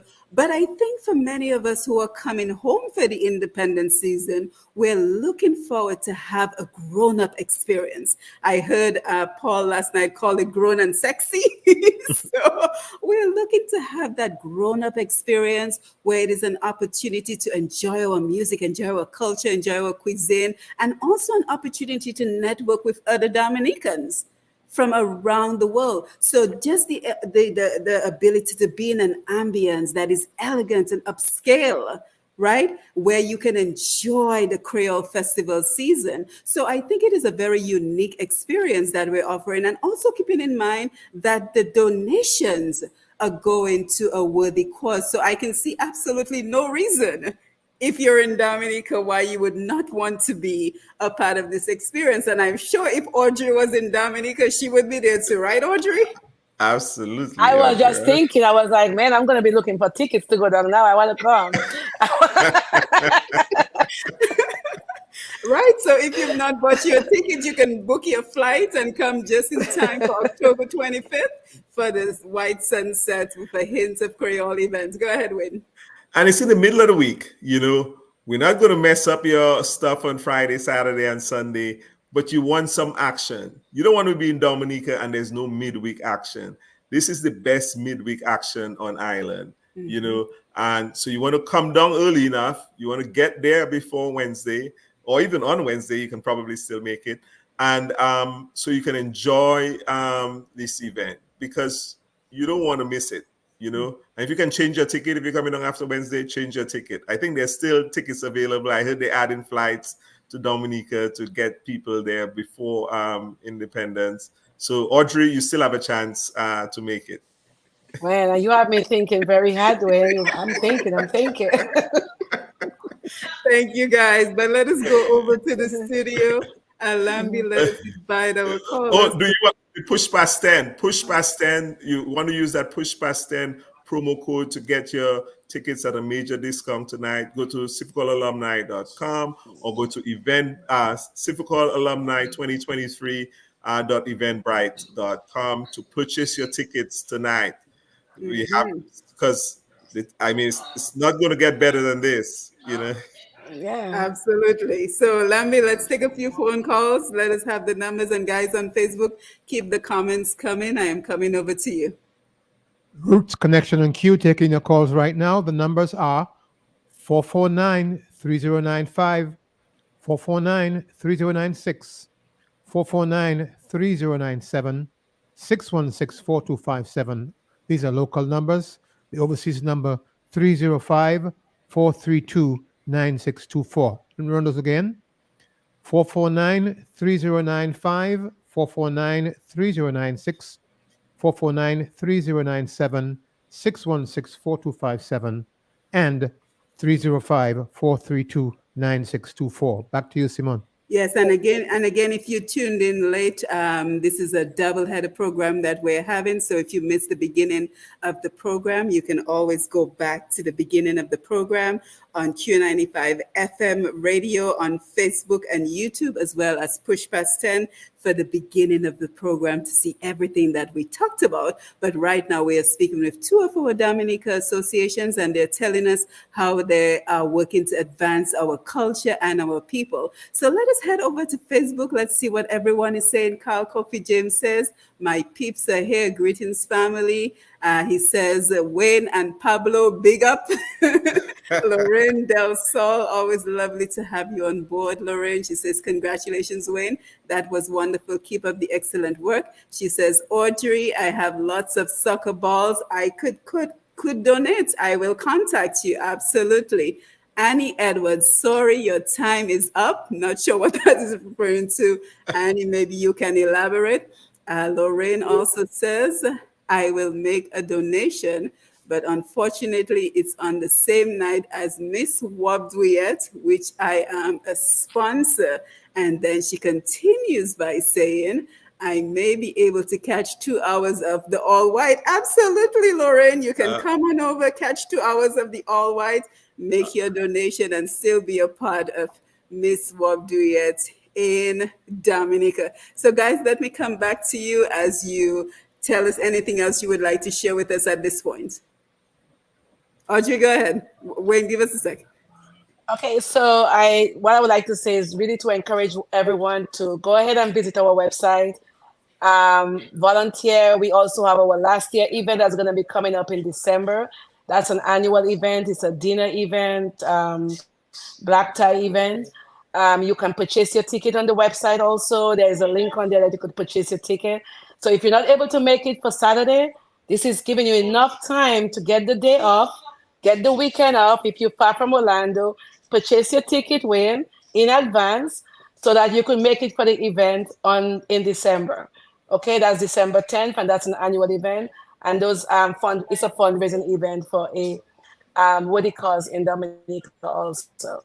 Yes, and So remind us of I the would just encourage website, everyone to go online. website and And the contact. website is dominicaorlandomovement.org. When you sign up, there is a contact page that you could go ahead and send a message over. Our secretary is always monitoring the website, so she's picking up your name, number. If you want us to contact you back, we'll definitely go ahead and do that. You have a link on there if you want to make a donation, monetary donation. That is always welcome. Um, but and any other suggestions that you have for us, you can also post it on there. And for my fellow Dominican that volunteered the soccer balls, definitely go ahead. I will get my contact information out there. You could visit the website. You could also call me. My number, which I guess Simon will post that also, Yes, yes, yes. And is I have your contact information, Audrey. So if you don't want to share it publicly, I can ensure that Lorraine and you yes. get in touch. And you know, one of the things I want Um, to mention, it is always interesting to me that after the end of every program that I do, one or two people will reach out to me and say, hey, can I get the phone number of this person? Can I get the email address of that person so I can work with them on something that I am doing? And I think for me, that is the satisfaction of doing this program. Because again, putting those puzzle pieces together, the collaboration, the human capital that we're building to move Dominica forward. So Audrey, I will make sure that Lorraine has your contact information. Lorraine, as always, thank you for stepping up and volunteering. It's why you are our kudos to our heroes awardee on October 23rd. And I am looking forward to celebrating you, Lauren Del Sol, because you always show up.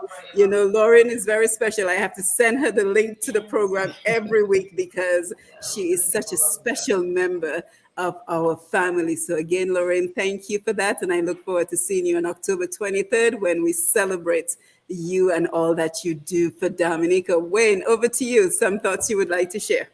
I would like to add my congratulations to Lorraine. Congratulations, Lorraine. Well, one of the things I want to do is watching the graduation of the Dominica State College students. There were over 300 students that graduated, and I want to open up to these students and really an invitation to come and register with to be a member of the Dominica Sifakal Alumni Association. And as a gift to you, we're going to give you our registration and a membership fee for the first year at no charge.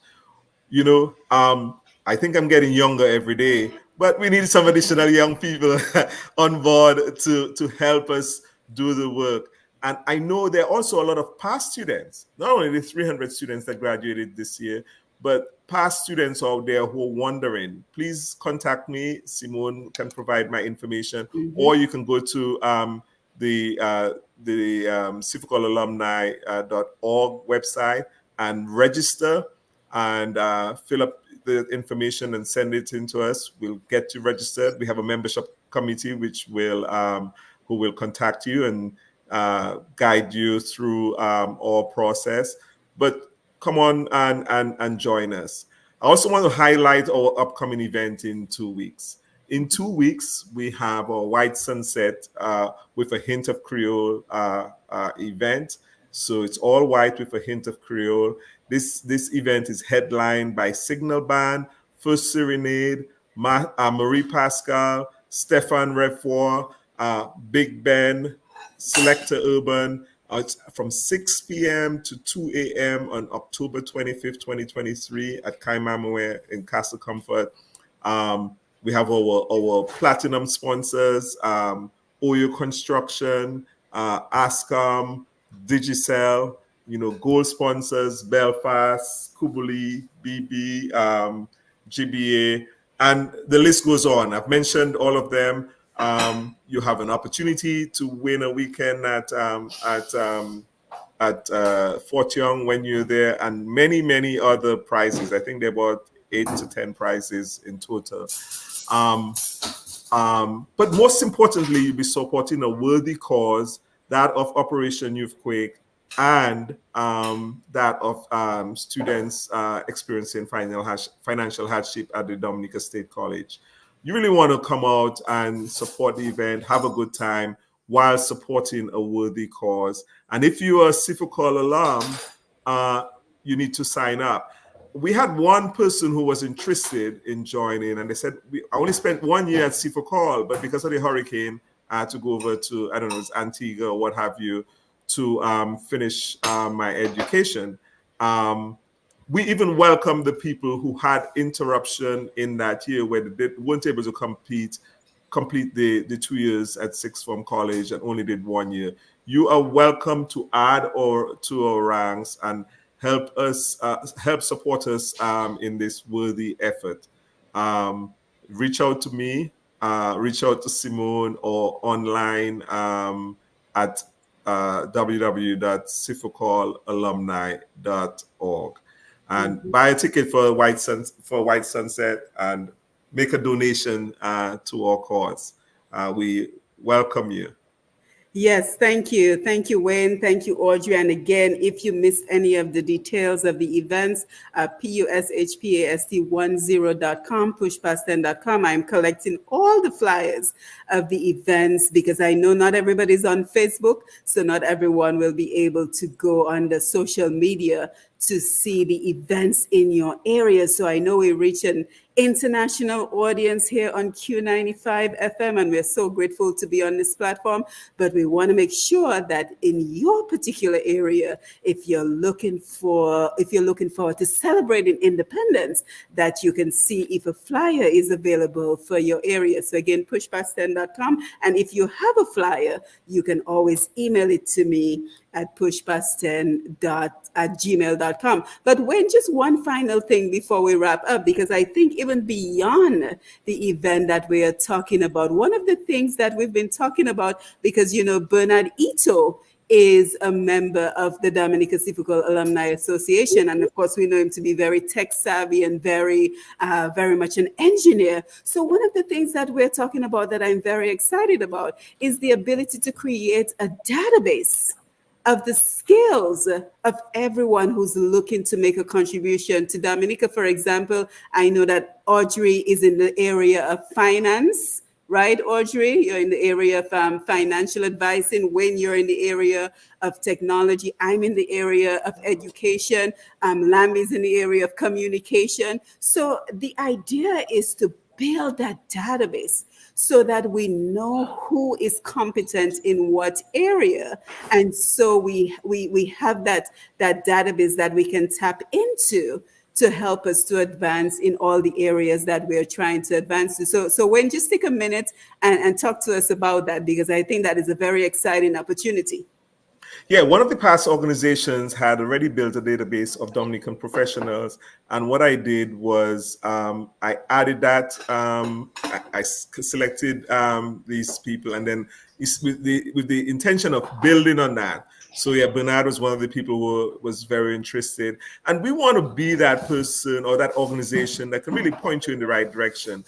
And just recently, we had a LinkedIn member, colleague online, who was the CEO of a company up here, was visiting Dominica, unfortunately getting to Dominica after independence for 3 weeks. And they were trying to get in contact with somebody in Dominica so that they could get their dialysis treatment. That And I was able to put them in touch with the Dominica China Friendship Hospital and the nephrologist up there so they could get their treatment. But yeah, having that source, not only to be able to guide people in that regard, but Dominicans who are living abroad who have a lot of technical, a lot of skilled people, even on in our organization. One of the things I was really surprised to find out, not only did we have the patient that I talked about, a dialysis patient, we also had another member who had given her a kidney to her brother. And then we had a member who had received his kidney from his son. So, you want to reach out to Dominica Sifakol Alumni Association. And that's one of the also good things with the Dominica State College. They've had a lot of communication from ex-students, alumni like ourselves, and they are also trying to funnel some of those students to us so we can sort of coordinate in trying to help Dominica. So yeah, so we put in that database together, as Simone mentioned, of professionals who can assist Dominica. And feel free to reach out to us so we can add your name to that list.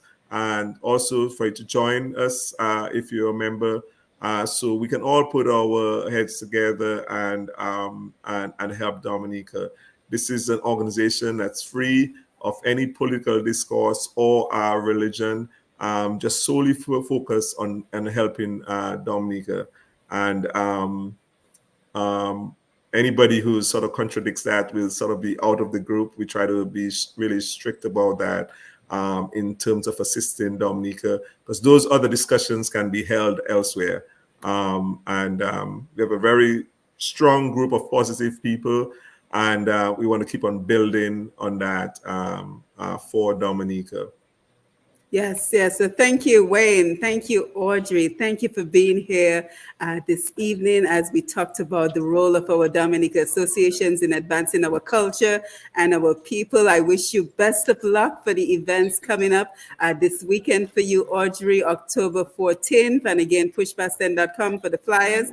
And Wayne, of course, I will see you in Dominica for the October 25th event. We want to thank Q95 FM Radio for always being there for us to promote the people, the events, the projects that are geared towards advancing Dominica. Lambi, thank you for taking the phone calls, showing DJ Shan, our audience on Q95 FM Radio, as well as Facebook and YouTube. It is always wonderful to have your contribution to the program. Okay. And of course, if you're looking for opportunities, you own a business and you're looking for opportunities to advance your business, to get some more customers, you can reach out to me at pushpast10@gmail.com. So with that, we say good evening. Thank you for joining us for another episode of Roots Connections on Q.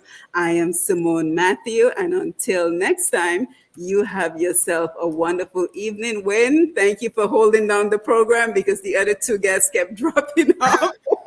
So thank you for holding down the program. No problem at all. You're welcome. All right, guys. So have a wonderful night. Take care. All right. Okay, All right. Bye-bye. Bye.